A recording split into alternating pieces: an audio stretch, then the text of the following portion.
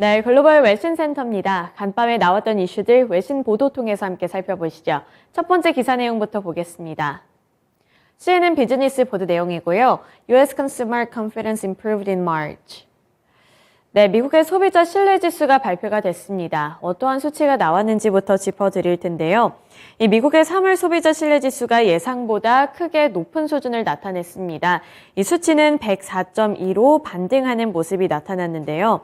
2월에 수정치였던 103.4에서 0.8포인트 증가하면서 104.2를 기록했다고 밝혔습니다. 월스트리트저널이 조사했던 경제학자들은 이 지수가 100.7을 기록할 것이라고 예상을 하고 있었는데 이 예상치보다 크게 상회하는 수준을 나타낸 거고요. 이 소비자 신뢰도는 향후 경제에 대한 소비자의 기대치를 보여주고 있고 경제가 나아지고 있는지 또는 나빠지고 있는지를 알 수 있는 지표로 작용이 되고 있습니다. 어떻게 분석하고 있는지 그 원인도 함께 파악해 보시죠. 네, 전문가의 발언 보겠습니다. 크리스 럽키, FWD 본즈의 수석 이코노미스트의 발언이고요. 최근 퍼지고 있는 은행 파산 여파에도 불구하고 소비자들은 자신감을 잃지 않았고 미래에 대해 기대하는 심리를 갖고 있다고 봤습니다. 다른 은행들이 추가로 무너지지 않았기 때문에 소비자들은 그들의 자금이 안전하다고 느낀 것으로 파악을 했고요. 또한 연준 인사들이 예상보다 낮은 금리 인상을 단행하며 불안 심리를 잠재운 것으로 보인다는 원인 분석이 나왔습니다. 3월 들어서면서 미국이 은행 부문의 혼란과 금리 인상으로 어려움을 겪고 있음에도 불구하고 미국의 소비자들의 이 신뢰 지수는 높게 나타났다는 건데요.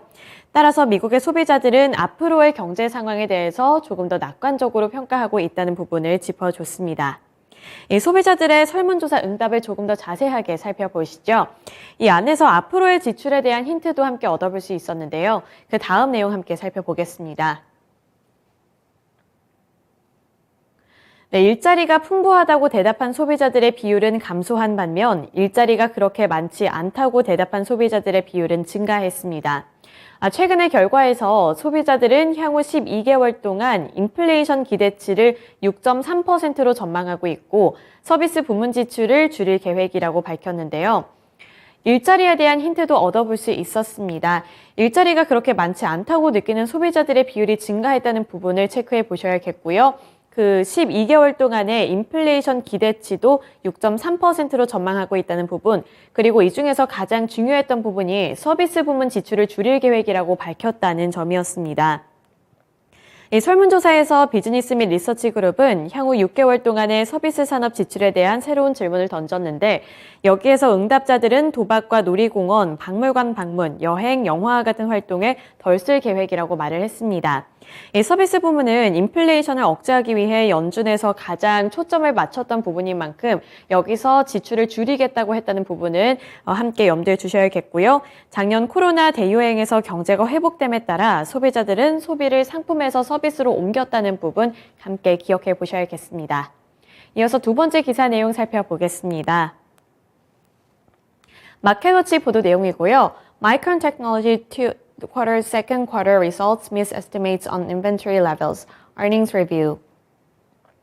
네, 마이크론 테크놀로지가 실적을 발표했습니다. 이 실적 자체는 약간은 아쉬운 모습을 하고 있는데요. 가이던스는 나쁘지 않았습니다. 하지만 시간 외에서 그렇게 뚜렷한 움직임을 나타내지 못하고 있는데 어떤 수치를 기록했는지 실적부터 함께 살펴보겠습니다.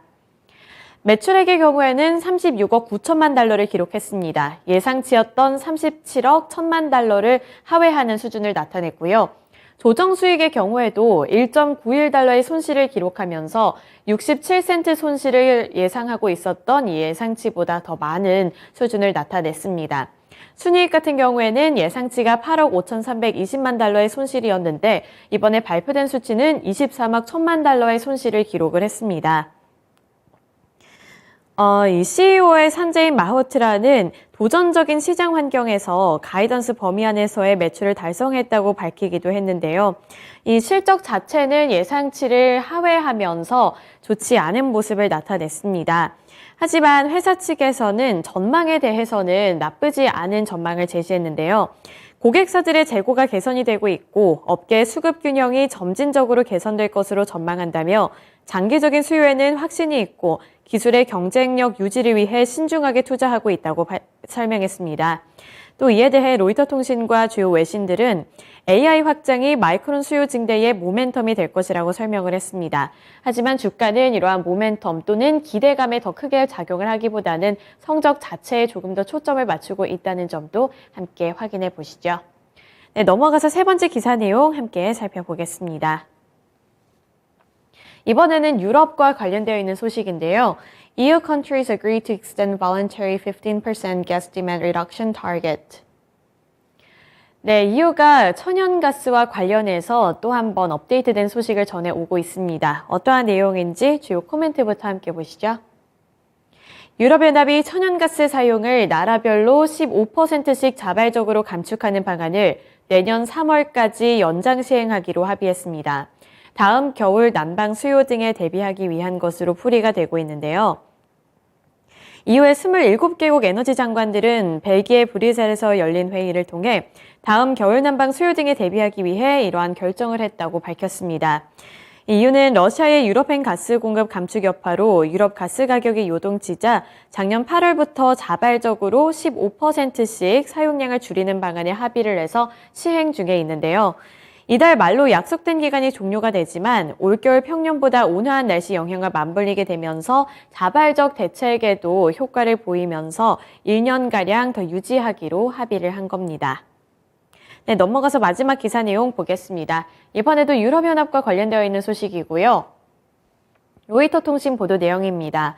EU countries approve 2035 phase out of CO2 emitting cars. 네, 새로운 소식 다시 한번 코멘트 통해서 헤드라인 이슈부터 보겠습니다. 유럽연합 국가들이 현지 시간 28일 2035년부터 내연기관 자동차의 판매를 전면 금지하는 법안을 최종 승인했습니다. 다만 독일에는 예외로 법적 허용 방안을 만들겠다고 말했는데요.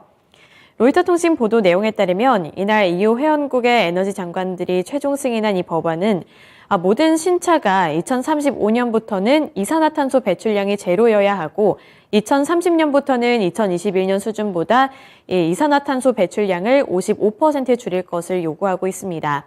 자동차 수송 부문은 EU의 탄소 배출량의 약 4분의 1을 차지하는데요. 하지만 EU 집행위원회는 독일에는 이 연료로 달리는 차에 대한 부분적인 예외를 요구한 데 대해 법적 허용 방법을 만들겠다고 나섰습니다. 이렇게 EU 에너지 장관들이 이산화탄소 배출량을 줄이는 데에 함께 나서고 있고요. 다만 독일의 경우에는 예외 법안이 적용될 수 있다는 부분은 기억해 보셔야겠습니다. 네, 이렇게 네 가지 기사 내용 함께 살펴봤고요. 지금까지 글로벌 외신센터였습니다.